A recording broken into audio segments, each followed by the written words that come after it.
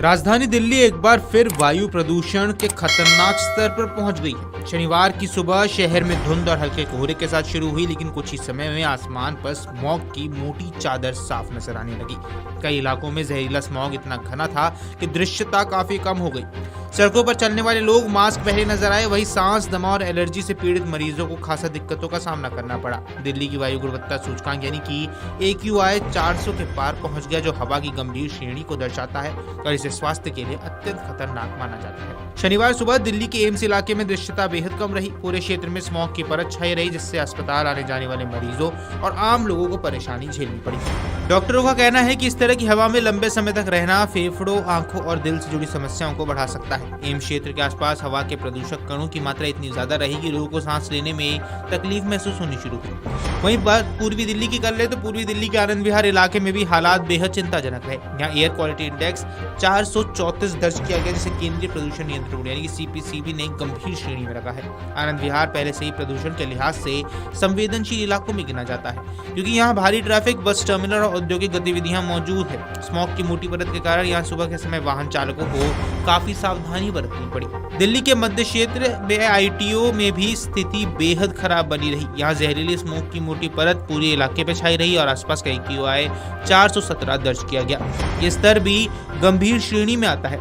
ITO जैसे व्यस्त इलाके में भारी ट्रैफिक और आसपास के निर्माण कार्य प्रदूषण को और ज्यादा बढ़ा देते हैं। इसके चलते सुबह ऑफिस जाने वाले लोगों और राहगीरों को आंखों में जलन, गले में खराश और सिर दर्द जैसी शिकायतें होती रहती हैं।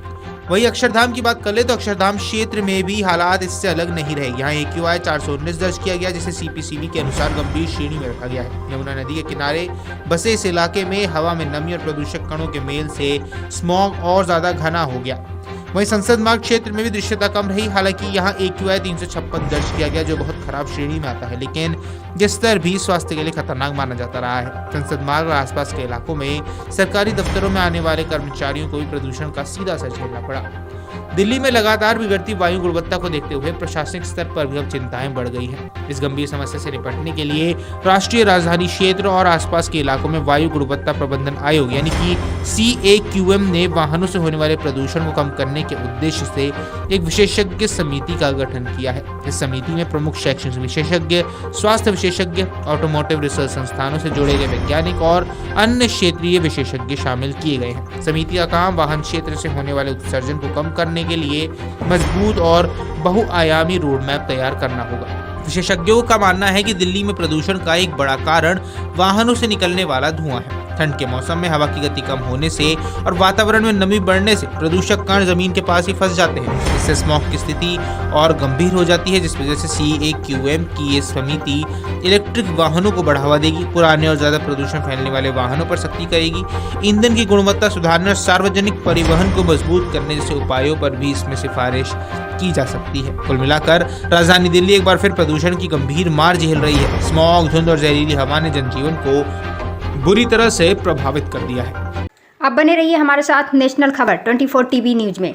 आगे की खबर अपडेट पाने के लिए हमारे चैनल को लाइक, शेयर और सब्सक्राइब करें। मिलते हैं जल्दी नई खबरों के साथ।